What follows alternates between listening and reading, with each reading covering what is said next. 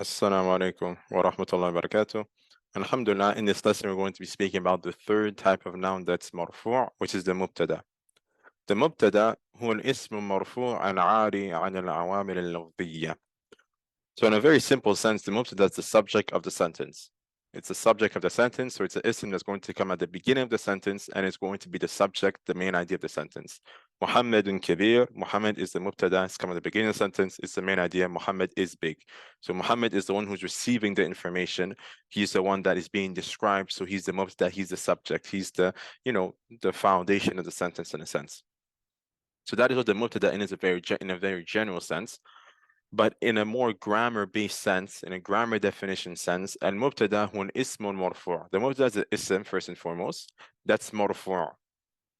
And the dhamma or one of its substitutes. العاري عن العوامل اللفظية. العاري means that is naked, that is free. عن العوامل اللفظية from any active element that is spoken or written. So the mubtada is a noun that's marfu, that is free, that's naked from any active element. What's an active element? I'm going to explain that right now.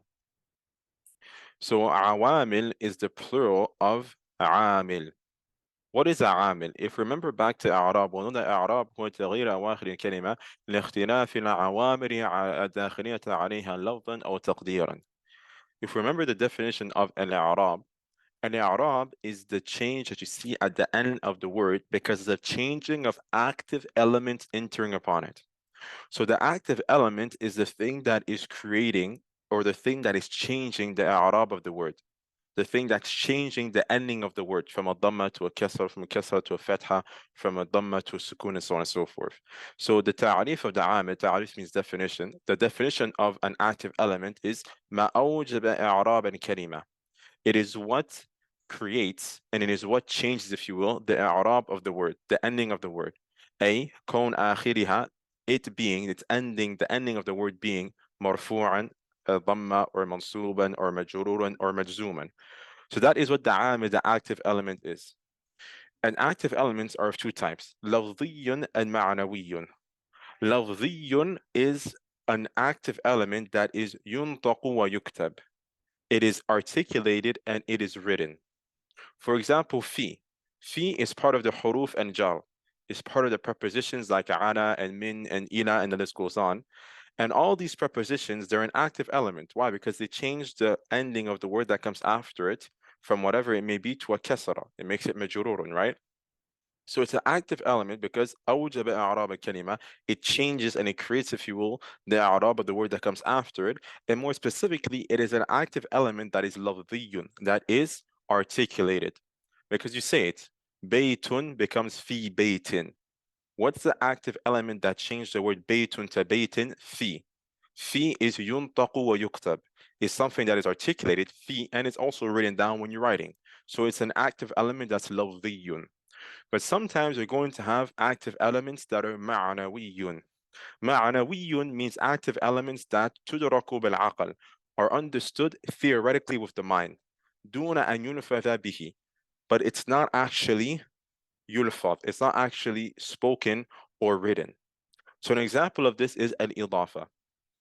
Al-idafa is a construction where you have a mudaf and a mudaf ilayh. So for example, kitabu Muhammadin, baytullahi. So here we have a construction which is called al-idafa. And the idafa construction is going to make the mudaf ilayh majrurun. Kitabu Muhammadin. Muhammadin is majrurun. Why is Muhammadin majrurun? Because of a amir, because of an active element. What's that active element? It's an active element that tudraku bil-aql, that is understood theoretically, which is the concept of al-idafa. But al-idafa is not something that can actually be yuntaqu wa yuktab. You can't actually articulate the idafa and you can't actually write it down. But rather it's understood theoretically that when I say Kitab Muhammadin, we have a theoretical construction here, which is a construction of al-idafa, which is necessitating that the word that comes as a mudaf ilayh is going to be majrurun. So the amil, the active element that's making the word Baytullahi, that's making the word Allah subhanahu wa ta'ala majrurun, the active element that's making it majrurun is the idafa construction, which is a amil, an active element that's ma'nawiyun, that is understood theoretically. Also, another example of a عامل and an active element that is معنوي is الابتداء. الابتداء is what? Is that the word is a مبتدأ. Is that the word comes at the beginning of the sentence, and thus it is a ism and it's marfu' and it comes at the beginning of the sentence. So the thing that's making it marfu' is this theoretical concept of it being the subject, the theoretical concept of it coming at the beginning of the sentence and it being the subject, which necessitates and makes it and creates its i'rab of being marfu'. So the mubtada huwa ismun marfu' is the ism that is marfu'. العاري عن الأعواب اللفظية, that is naked, that is free from any عامل, that from any active element that is لفظي, that is ينطق ويكتب. Rather, the thing that's making the mubtada مرفوع is a theoretical, an active element that's معنوي, which is the fact that it is the mubtada. So that in a very brief sense is what's meant here by هو الاسم المرفوع العاري عن الأعواب اللفظية. So it's a very theoretical, it's a very intellectual, if you will, understanding of it. So to break it very simply, the mubtada is an ism that's مرفوع, that's coming as the subject and is coming at the beginning of the sentence. And the very fact of it being the subject is what necessitates it being مرفوع.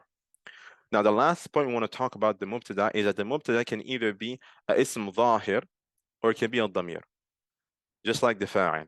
So the mubtada can either be an apparent noun like Muhammadun talibun, or it can be a pronoun like huwa talibun. So huwa here is the mubtada, and it has i'rab that is non-lafzi, an i'rab that is mahalli. And Muhammad here is also mubtada, but here the i'rab is lafzi, you can pronounce it, and it's Muhammadun, and it's marfu, and so on and so forth. So that in a very brief sense is the mubtada. I know this might have been made overcomplicated, but it's just to try to make you understand the concept of awamir and amir and what that means. But the most important thing to understand is that mubtada is an ism that's marfu'. It comes at the beginning of the sentence, and the very fact of it being the subject coming at the beginning of the sentence necessitates and creates its i'rab of being marfu'.